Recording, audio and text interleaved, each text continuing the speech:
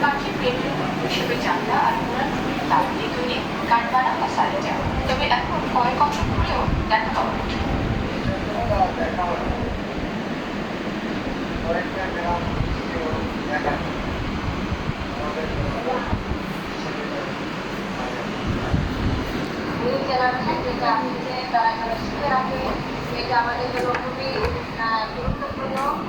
বাবার কাছে দীক্ষা নিয়েছিলেন পরমেশ্বর, এবার তিনি কাজ নিজেদের করা